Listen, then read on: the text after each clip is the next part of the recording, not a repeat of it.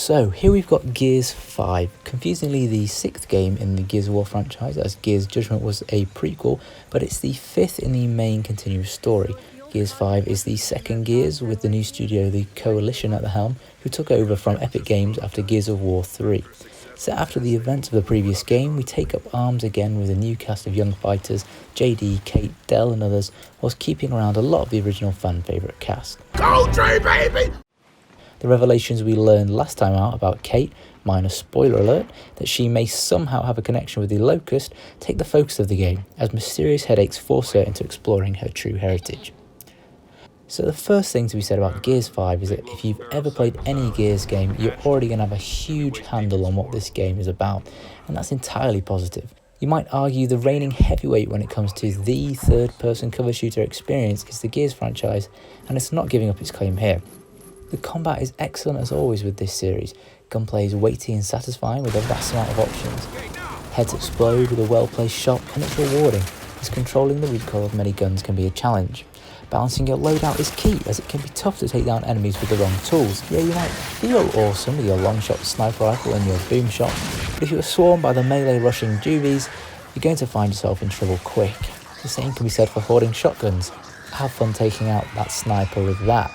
A little piece of game design I enjoyed was how scarce ammo can be for certain weapons at times. Some enemies are absolute bullet sponges, and you can frantically find yourself scrambling around the floor for anything with a trigger to keep yourself firing, and it forces you to experience most guns in the game. Slick and intuitive would probably be the first words that come to mind when considering the cover system.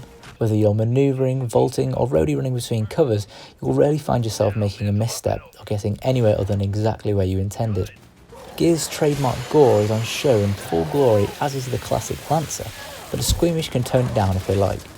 Enemy AI I found consistently challenging. Often I could see them clearly carrying out some manoeuvre, actively flanking me or using suppressing fire to stop me taking out their main threats. You can really feel hugely flustered at times, pinned against your cover and struggling to collect yourself as they advance. Oppositely, your teammates' AI, not quite as impressive.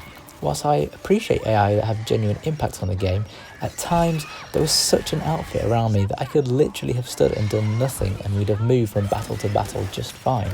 Alternatively, sometimes they were a complete nuisance. Any one of them die and it's game over, so when they decide to charge headfirst into a bunch of enemies and go down, or get wrecked over and over in a boss fight, it can be a bit frustrating. Thankfully, neither scenario happened too much. New to Gears 5 is the returning character Jack, but now with a host of new abilities. Previously, Jack has been a non-controllable element in the games, a glorified torch and bolt cutter really, but now Jack has a big impact on gameplay, from taking control of enemies temporarily and setting shock traps to cloaking and health buffs. Jack is now an integral part of combat and a playable character Everyone, too. meet the new Jack. When the hell did you have time to build this? When did I have time to build this? This is what I do. I sit here making stuff you guys don't appreciate and inevitably break. Component collectibles can be found across the game, which in turn can be used to upgrade Jack's abilities and allows you to customize how you approach each encounter. They really can add up to some powerful assets and give you a real reason to explore every nook and cranny of levels. Exploration is always rewarded with components, a powerful weapon, collectible or ammo cache. It's great because it allows the game to showcase more of the world to you without shoving it down your throat. You'll also be tasked with some light puzzle solving with Jack as you ask him to interact with the environments as we progress during missions. This can be a nice breather from all the heavy action. That's the ticket. Whereas Gears 4 really had the job of passing the torch from the old to the new, this game focuses on the here and now.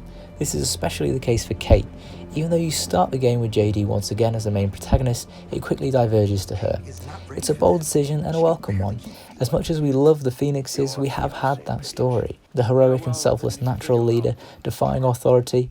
This time around we are taken on a journey of self-discovery, looking to find out the truth about her past and, literally being an outsider and still a reluctant addition to the cog, Kate a place to belong.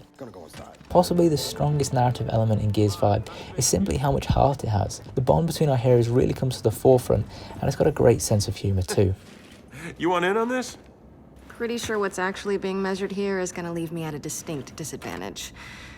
Then again, maybe not. Oh, I see. Yeah, pick on the handsome one, cut him down to size. So, we're back across. And for the record, I'm the handsome one, okay? This journey takes you to some places we've not seen before in the Gears franchise, and with that comes a couple new elements that you'll be spending a lot of time with, namely the skiff and new open world elements. Cruising around the maps with a skiff feels really smooth, skidding and drifting across the ice and sand from location to location. The open world sections have main story locations, but have secondary missions too, that completing will reward you with new loot and abilities for Jack. You never feel under too much pressure to do everything though. Characters in game will debate openly whether they should just push on, or maybe it would be worth looking around more. It's a small touch, but it allows the player to do what they want without feeling like they are playing the game in an incorrect way. This is a game that pays attention to the details when it comes to presentation. Sometimes it's the tiniest elements that push it to another level. Small things like maintaining the actual loadout you have during cutscenes, and the realistic trail you or your skiff leave behind in the snow and sand show how much care has gone into production. Whilst the new open world sections are intriguing at first, I couldn't shake the feeling that it lacked in content when compared to the more directed story beats. In the first open world part, I completed all the secondary objectives, but when the second one came around, I didn't feel motivated to complete them at all. Each one was a shootout and a few lines of dialogue between characters. I found myself yearning for the bigger cutscenes and story beats that, for me, were a little sparse if you line them back to back. When they do come along, they are thrilling, wild rides, constantly throwing up a range of challenges to deal with. Huge boss fights push you to the limits, stealth sections encourage a slightly more subtle style of play than we're used to with Gears, and charging through buildings to escape will have you desperately blasting through, firing from the hip. As much excitement as there is, Gears also knows how to slow it down. Creepy hallways have always been a staple, and it's still the case here, hugging Jack's light beam if you can ever get round to it. Joy and drama is doled out in equal measure. Somber, emotional beats really pack a punch, but hope always shines through in the way of lighter moments. Dell, Baird and Fars in particular are frequently hilarious. Industrial logging's not really my area. Whoa, so there is something that's not your area. Whilst I really enjoy the campaign, I couldn't help feeling a little let down by the story. The gameplay remains exceptional, but by the time the credits came around, I found myself wondering, is that it? The length of the campaign time-wise is fine, but did they do enough with it? It doesn't feel like a huge amount happens, and there never felt much of a presence from an enemy imposing pressure on you. When you are confronted by an antagonist, it feels a bit of a token gesture and prompts something that to me felt out of place and wrong in the context. It has its highs and moments of interesting plot, but a couple times it dipped lower than I liked, just shy of being a bit boring. On top of the campaign comes the rest of the full Gears package. Horde mode still shines as the pick of the multiplayer feature, asking you to go 50 rounds toe-to-toe with waves of increasingly difficult DB and swarm units. The movable fabricator acts as your base of operations from which you can buy guns, weapons and ammo to fight off the enemy, as well as place things around the environment like barriers and gun turrets. It's a fun experience that can be treated as casually or competitively as you want by changing the difficulty. Versus multiplayer is the close-range roll and gnasher explosion that you'll be accustomed to if you've ever seen online Gears before. It has all of the standard game modes you'd come to expect with the addition of a couple of new modes. It's intense, action-packed stuff that is extremely satisfying to do well in. However, typically the Gears Online player base is made up of a more hardcore and dedicated group than your more mainstream multiplayer games. That gives it a steep learning curve, and you might find yourself spending more time looking at the respawn screen than playing when you first start off. The new mode Escape is a great new co-op addition, tasking you with making your way through a maze of corridors, fighting enemies as well as the clock. It doesn't reinvent the wheel, but it is a nice extra and gives another way of playing.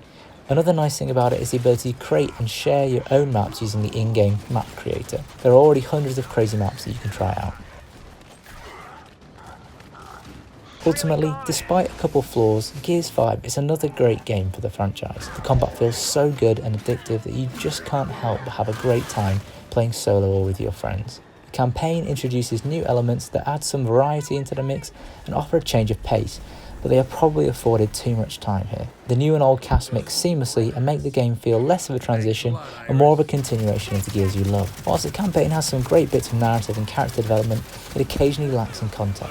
Act 1 and 4 standing out versus the middle acts. Whilst battle to battle enemies felt intimidating and varied, there was definitely a lack of an overarching antagonistic presence.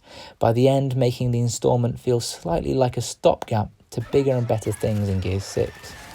Beyond the campaign, Gears has a full package of multiplayer content with tens of hours to be sunk into. Here, gameplay is king, and the slight misgivings of the campaign do not take away from what a complete and fun experience is to be had here. Overall, I give Gears 5 an 8 out of 10. Watch the leeches! Just let it go!